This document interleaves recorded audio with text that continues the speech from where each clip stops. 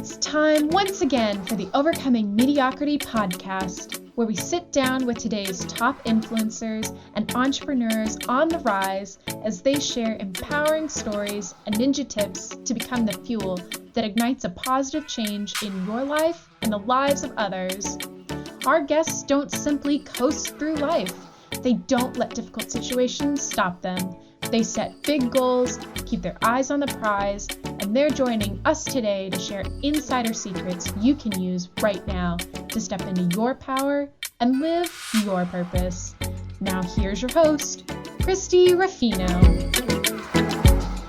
Are you ready to step into your greatness? Do what you need to do to ensure that the next chapter of your life, your next story, will be written your way. Well, hi, I'm Christy Ruffino, the host of this show and the creator of the Overcoming Mediocrity Project, where everyday women tap into the power of their stories to magnify their message and elevate their brand so they can enjoy a business and life of true significance. I'm happy that you're here because this show is for people like you who are on the edge of change. You're ready to rise up, overcome mediocrity, empower your thoughts, elevate your thinking, and transform your life. Thanks for spending time with me today. Now let's get started. Today's episode is brought to you by the Overcoming Mediocrity Project. Are you ready to share your story in a life-changing book with other success-driven women? Then, what if you could use that book to get speaking gigs, podcast interviews, and possibly a new client or two? Wouldn't that be great? Well, watch out, chicken soup. Here comes Overcoming Mediocrity. Our proven system can transform your struggle story into a powerful signature message and then as one chapter in an Amazon best-selling book. Our process is simple and economical, and it will bring a lot of eyeballs on you, your business, and your big message to the world. We welcome you to apply to join our project. Just visit us at overcomingmediocrity.org and click on the apply button at the top of the page. We'll see you soon. Hey, it is Christy back, and I am so excited for you to meet our next guest. She is the one, the only Marla Tabaka. She's a small business coach and advisor who helps entrepreneurs all around the globe grow their businesses well into the millions. She's had more than 25 years of experience in corporate and startup ventures, and she speaks widely on combining strategic and creative thinking for optimum success and happiness. Marla is a leading author at Inc.com. She's appeared on Fox Business News and noteworthy publications such as American Express Open, the New York Times, Time Business, the Huffington Post, Entrepreneur, and the Business Intelligence Report. Wow, what a long list of credentials. Well, in addition to Marla being a just wonderful coach, she is also a great person. I've known her for quite a long time. We're going to talk about that a little bit in the interview. She has been a really great mentor to me, as well as a very helpful business coach. And so let's not wait any longer. Let's get right to the interview. Well, hello, Marla, and welcome. I'm so excited to have you on as a guest for our podcast. Welcome. Yeah, thank you, Christy. It's so good to see you, even if it is over video. I know. Connecting. So it's just such a pleasure to be here. Thank you. Yeah, Zoom is the way of the world right now, but that's okay. It's okay. We've had lots of conversations as well, but I know we were just talking about that, how long we've known each other, when we met, and it's been a long time. I mean, gosh, I would say 15 or so years, don't you think? Yeah, I would say so initially. And then it took us a few years to really catch up with each other and get closely connected. But yeah, we've been We've been close. We've been tight for what, 10 years, I'd say. Yeah, I Yeah. think so. I think so. I definitely love when we go out for dinner and you have so much wisdom to share. But let's go ahead and get into that because I know how great Marla Tabaka is, but I want our audience to know as well. And so you are a master business coach. You've been doing that for a long time. I've heard some of your success stories, how you've helped your clients, but you didn't just stumble into this career. So let the audience know how you became kind of intertwined in the whole coaching world. Yeah, it was the farthest thing from my mind, honestly. I had a corporate career. I worked for NBC television for, 22 years, and I really climbed the ladder there. And one day I just decided enough. Things changed, television changed, news media changed, and I just wasn't happy anymore. And so I spent like 6 months figuring out what I wanted to do when I grew up, and I didn't figure it out. So I left like aimlessly without a job, without a plan or anything. It was really something. But I did get a job pretty quickly working with a middle market company, so mid-sized company. And I launched a new division for them doing web and kiosk development for some large clients like Sears and what was at the time Claire's Boutique. Oh. And they were around, and some really fun clients. But you know what? I hated it. And again, here I was a year and a half into a very high paying job, and I learned a lot and did a lot, but I hated it. And one day I was in this lovely independent coffee house, and I was like, wow, I don't feel connected with my community. I've lived here in Naperville, 30 some miles outside of the city of Chicago for, at that point, probably 15 years. And I didn't have a sense of community, and I didn't realize how much I was missing it. And so I bought the coffee house. and it was like that. You bought a coffee house just like that. Bought the coffee house. I wanted community. And so I created the community little darling coffee house where musicians from literally all over the world came, and artists came, and people connected. And it turned into this really beautiful, wonderful space and experience, albeit stressful. And it's hard to make $20,000 plus a month selling coffee. And so I was talking to one of my customers, someone I was close to, and he said, why don't you hire a business coach? Now, this was back in 2002. Yeah. I said, what? He said, a business coach, hire a business coach. I happen to know one. So he introduced me to Steve, and I hired him. And magic happened, Christy. It was so amazing because as soon as I signed that contract, I felt like I wasn't in this alone anymore. Yeah.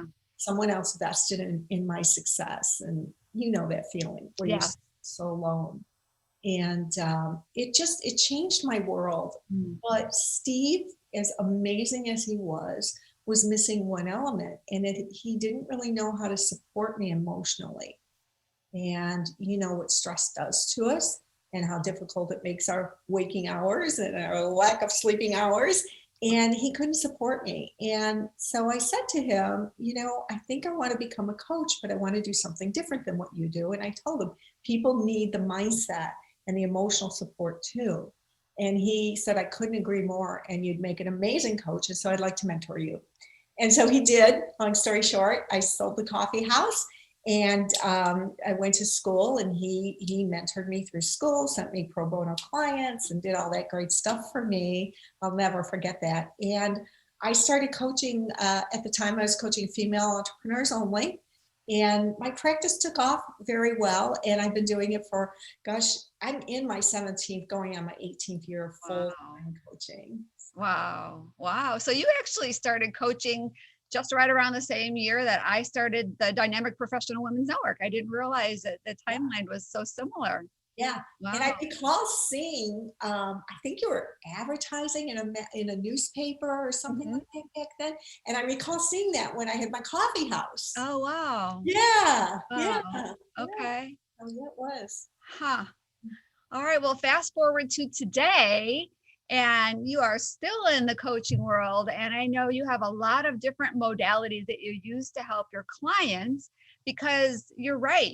As entrepreneurs and small business owners, it's so easy to get caught up in that, like, I've got to do it on my own and I've got to figure it out, or I can't afford to hire help. But when we get stuck in that mindset, we stop growing.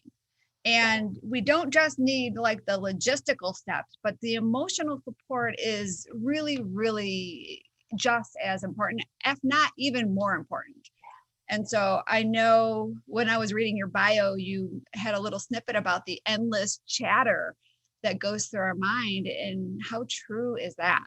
Oh, it is so true, Christy. When I first started coaching, I was ready to partner with these amazing women and help them grow their businesses, but I wasn't ready for the extraordinary amount of doubt and self-confidence that they lacked, and fear of success, fear of failure. I really, even after going through all my coaching training, I was shocked to find that, because these women by all rights were very successful, educated women, and I just didn't expect it.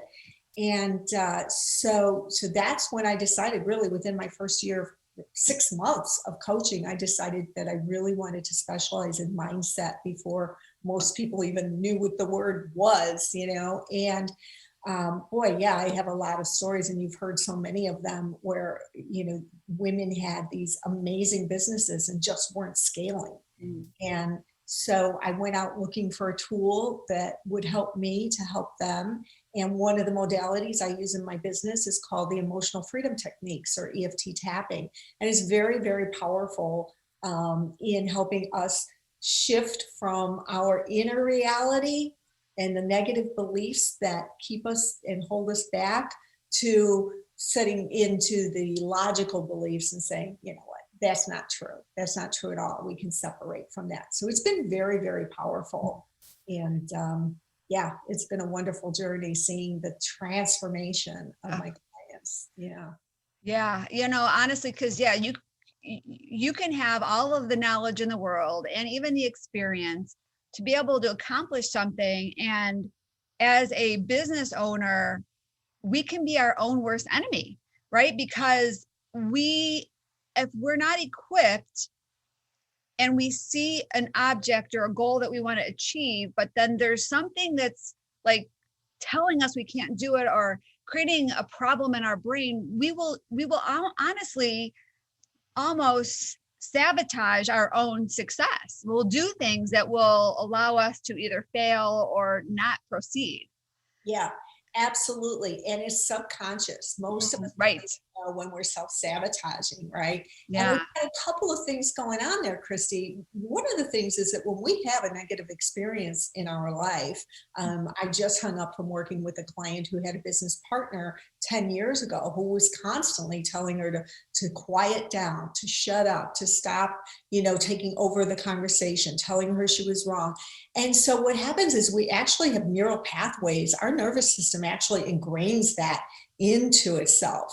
And so when we're up against another challenge where self-doubt rises, that neural pathway starts firing off and offering us the same physical response that stomach or heart or throat, whatever it is that you get, that we had back in the original days when the belief was born.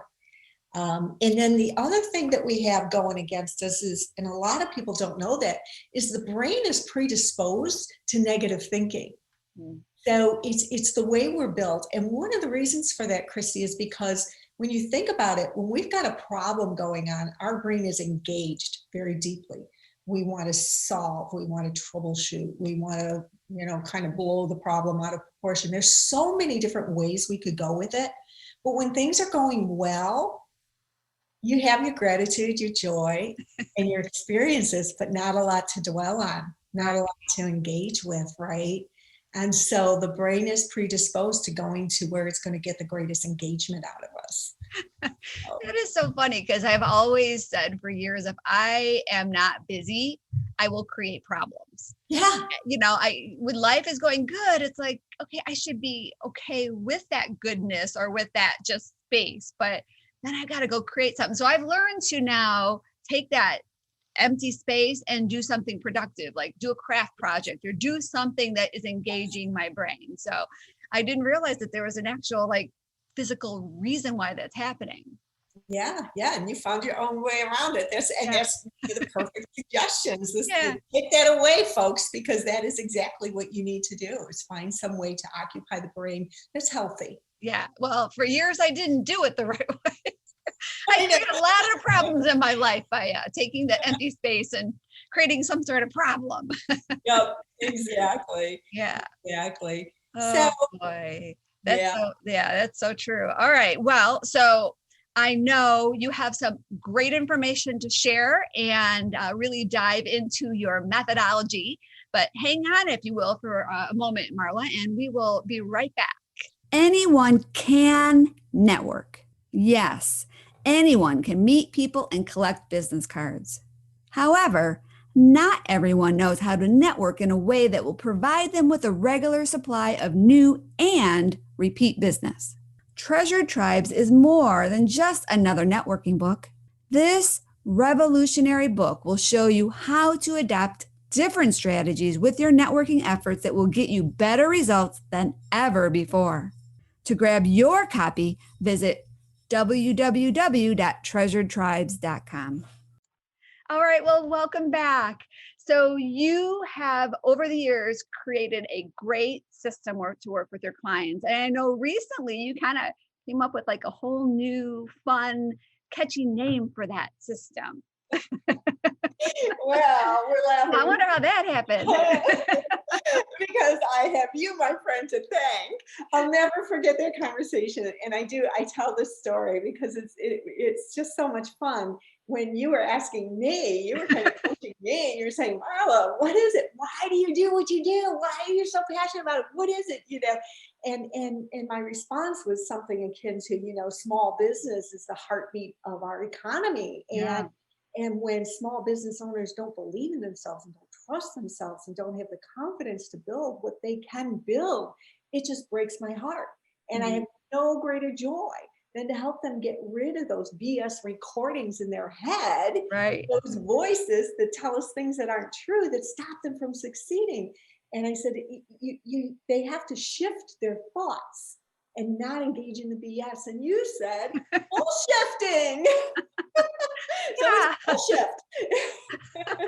Yeah, that's so funny because I know we were on a call and we just talk, right? And I know you always help me. You've been a great mentor for me over the years, but I actually still have those notes. And so I don't know how we kind of shifted the conversation to you, but I'm like, yay, we got to get your book out of Bullshift and all that fun stuff. And look at what you're doing with it. That's great. Exactly. It's so much fun. And I've branded around that a little bit. Yeah. And, my group program and such, I branded around it. So we're going to talk about some of the more basic tips today for when, the negative stuff comes in. It's so amusing when you think about it, when you're not really deep in it. You can do 10 wonderful positive things and do one thing that maybe you would consider a mistake or something that you would criticize, and that just takes over, right? Yeah. And when my clients come into their sessions, I often ask them for updates at the top of the session, and so many of them go to all of the things that went wrong, and then I'll ask them, well, so what went right? And they'll list these amazing things. Yeah, like, oh, by the way, I just, landed the biggest client of my life. By the way. Hello. So one of the things that I noticed, Chrissy, is because entrepreneurs are so demanding of themselves, is we don't really keep track of our wins, our little wins. We don't acknowledge them enough. And so what I started doing years ago, because I had this issue too, right? What I started doing years ago is every time a client sends me an email that has some sort of praise or thanks or gratitude in it, some sort of recognition, I put it in a little special folder in my Outlook. Okay. And I also jot down, like once a week, toward the end of the week, I sit down and I jot down all of the positive things that I've done that week, things that support my success and the success of others. And it sounds like such a little thing, and don't get lost in that, because these are small tips that make a big difference. Right. Keep a diary of your wins. And when you doubt yourself, you go back to read all of the things that you've done right. You realize what a rock star you are. Yes. and take time to celebrate. And I do mean celebrate. I mean, like, you know, have that, whatever it is, that sparkling water or bottle of champagne or whatever you did to celebrate, or call a friend and talk about it and say, guess what I just did? I'm a rock star. Here's what I just did, you know, and really get out there and acknowledge those, because it's going to change your psyche. It's going to change your belief in yourself and who you are and what you're capable of. I love that. And honestly, I just, what came to me in that conversation or listening to you is, I think that would be a great thing for us to incorporate into our lives every Friday, like just at the end of the day on Friday, just kind of put that down. And I think I'm going to add that to my Facebook group, because I think that would be a great way to serve my community, is to get them all engaged on Fridays to celebrate their weekly wins. Yeah. Your group is fabulous, by the way, and you're so supportive of that kind of thinking, and I love the engagement there. Yeah. And I think that'd be a perfect addition. Yeah. Great. Okay, so that's one tip. That's one actionable item that we can do right now to help us move forward and kind of get that needle up in our business. You know it. You know it. And the next thing I would suggest, Christy, is like, we have to disrupt the negative loop that goes on in our brains. Okay. I'm sort of a neuroscience geek. And once we get that negative loop going of I failed, I can't, I won't, I'm not good enough, whatever it is, I'm afraid, fear is a big one. We have to disrupt it by doing something like changing our physiology. And so while it's very difficult when we're really engrossed in something negative to force ourselves to get up and move around and shift something. But it's important. And there's this little NLP trick, neuro-linguistic programming trick, where you'll see Tony Robbins do it, for instance, you know, how he walks around the stage and he, you know, pounds on his gorilla chest or what have you. Well, I'm not kidding. For instance, I used to be petrified of public speaking. And I would just go into panic attacks anytime I had something like this, or I was going to get up on a stage or what have you. And I remember some of my first podcasts, because I once hosted a very popular podcast. And one of the first ones, I was so scared. My heart was pounding. My voice was quivering. I couldn't even do it. So I got up and I walked around my office and I did the Tony Robbins thing, right? Okay. I was like, I am empowered. I have some wonderful things to share. I'm unstoppable. I'm strong. I'm smart. I'm unstoppable. Oh, look at that. Yes. Perfect. Yes. All right. If you're not watching the video, I have a shirt on that says unstoppable. So that's what I was referring to. Even that, there's so much energy in words, right? Yes. And so we have to acknowledge that there's energy in our physiology. I once went to a seminar where the speaker asked us to all say, I'm so depressed 3 times in a row. I feel depressed. And then she said, all right, now I want you to say it in the Mickey Mouse voice. I'm so depressed. And we did. How do you feel? Well, we were all cracking up. Right? We're using the same words. We changed our physiology and it didn't affect us.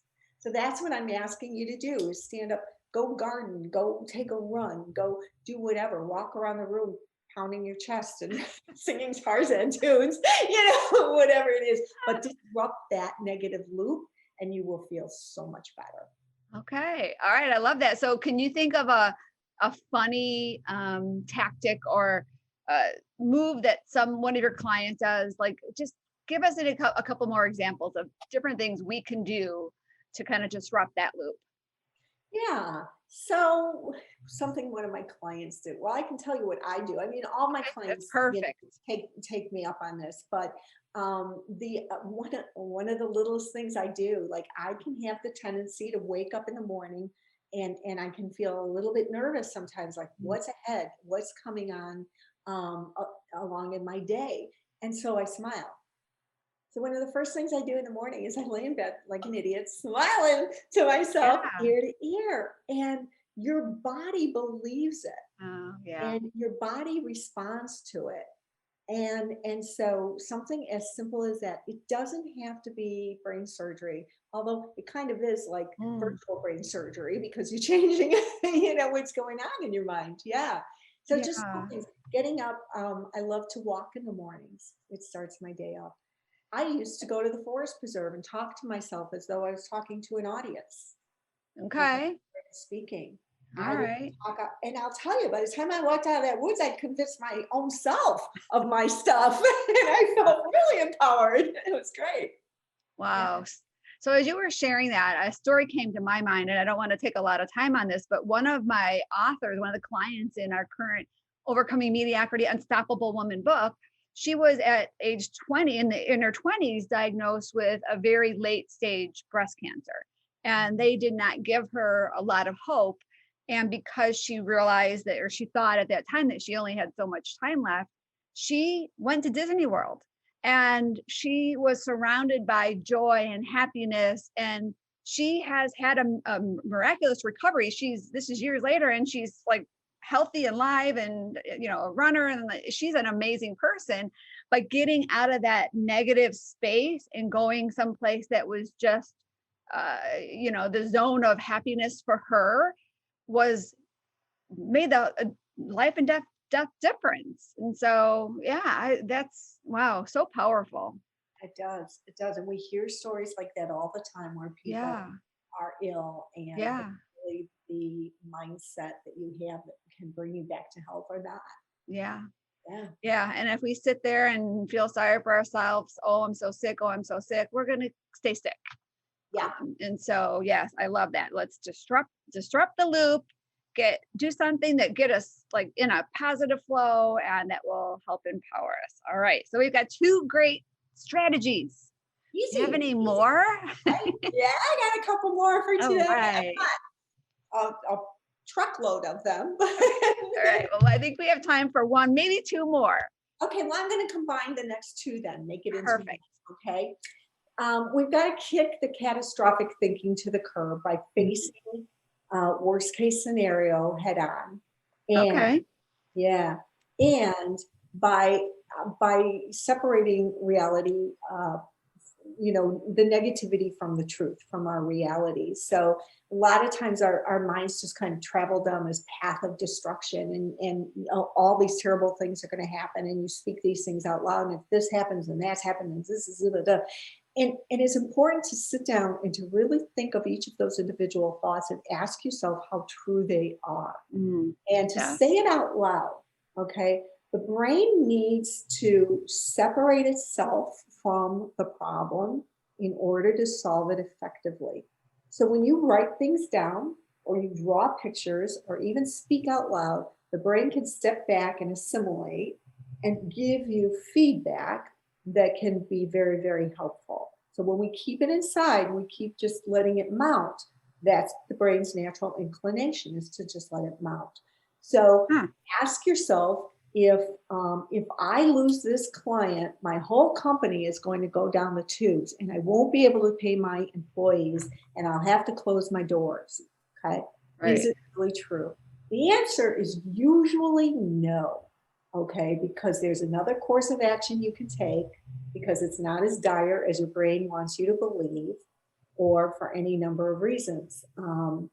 And incorporate into that facing the worst case scenario. And I'll give you an example from my own life. Some years ago, I was faced with financial devastation, and I lost a lot of money and almost lost my house. And so I was telling myself that if I didn't turn this around, I would have to go take my children, who were just about teenagers, and go live in this small, tiny little southern town with my mom. Devastating, right? Right. Well, the first thing I found out was that wasn't really true, because I was building, my business at the time. I did have income coming. It was growing. It probably wouldn't have gone that far. But then I asked myself, what if it does? What's the worst case scenario if I lose my house? Go live with my mom. I had somewhere to go. Loved my mom. We got along great. It would introduce the kids to a different culture. One that actually wouldn't have been very bad for them. It would relieve me of all of my financial stress, which, as we all know, can be so overwhelming. And it would give me the opportunity, while helping my mom out, but to also save a lot of money, because I was starting to make money, and I'd be able to save most of it. And it'd give me the opportunity to get closer to my mom. She lived 350 miles away. Yeah, a lot of great benefits to there. By that time, I was like, bring it on, bank. Bring it on. anymore. So oftentimes that worst case scenario that we build up in our heads isn't as bad as we believe it's going to be. Right. Right. But then when we break it down too, it helps us see things from a more objective point of view. And then we can actually then manage it then. But if Yeah, it's in our head just becoming this big monster, we don't right. know how do we beat that monster if we don't know how to beat them? Right, exactly. And it's important to remember that this thinking, the way that we blow things out of proportion, is not our fault. It's the brain's natural tendency, right? Right, So right. it's Hmm. our job to give different feedback to the brain that it's okay to stop, dissect what's going on, and find the good in it. Yeah. Wow. All right. Well, this has been great. Face the worst case scenario head on. Right. Yep, yep, kick that catastrophe, that catastrophic thinking to the curb Yeah. because we don't need it. And then maybe like, are you suggesting that we actually write it on a piece of paper, like just write it down and really look at it in a physical way? Whatever you respond to, I'm also a big fan of actually sitting the problem or the fear or whatever it is in front of us, like it's Oh, another person. It's an aspect of oh, yourself that you're inviting to join a conversation. And so you sit there and you talk to it like it was separate from you. You make it separate from you and you huh. talk to it and you have this back and forth conversation. And it feels really weird. So make sure you're alone and behind closed doors. But I'll tell Yeah. you what, brilliant. People will think you have more than one problem. Exactly. But you'll get the answers. It's Yeah. really quite brilliant. So any number of things, you do it the way your mind is going to respond best. Practice, sample different things. Okay. All right. Well, this is good. I feel so equipped. I'm waiting for that next problem to come at me, which I'm sure will probably happen any day because that's what every day we're faced with something, right? We are. But now that I know how to handle it better and our audience knows how to handle it better, we'll be able to come out on the other side way more free, right? I hope so. Yeah. That's the goal. Okay. All right. Well, I know you have a great gift to offer our audience during this wonderful 12 days of Christmas promotion. And I really want to thank you for being one of my premier guests. You have been an amazing, like I said earlier, mentor to me, great friend. I value you so much. And I just can't wait for our audience to also get to know you and be blessed by the wisdom that you have to share with us, with them, all of us. So let us know what is it you have to share. Yeah, I'm so excited to share it. It's a 10-day bullshift challenge. Yay. And what it is you'll get in your mailbox, you'll get an email every day, kind of setting up the problem or the common thought patterns that I see, especially in entrepreneurs, and some little tips like this, like what we did today about how to turn it around, how to empower yourself to think differently. So it's 10 days, and the feedback I get from it is wonderful. People just take on problems in a different way and do some pretty remarkable things after getting these practices to embrace in their lives permanently underway. Okay. Well, I can't wait to get your 12-day challenge underway. So what is the, oh, of course I'm getting all of a sudden, Of my course. phone is blowing up. So how do we get that challenge, Marla? Just go to my website, marlatabaka.com/DPWM, Oh, and perfect. download it. Awesome. All right. Well, thank you so much again for spending time with us. It was such a joy, and you gave some great wisdom, what I call ninja tips to Yeah. share with our audience. And I hope you come back again, Marla, and be an ongoing visitor to our podcast. Would love to have you back some more I times. would enjoy that very much. Thank you for having me. It's always so much fun, Christy. Thank you for listening to the Overcoming Mediocrity podcast, where we believe that everyone can have the business and life of their dreams once they learn the art of mastering their story. Because mastering our stories is the key to everything we want in life. Our stories can either hold us back, or they can become the fuel that ignites a positive change in our life and the lives of others. We can choose. You can choose. Choose to overcome mediocrity with us. Let's achieve greatness together. To learn more, visit overcomingmediocrity.org, and don't forget to subscribe, rate, and review this podcast.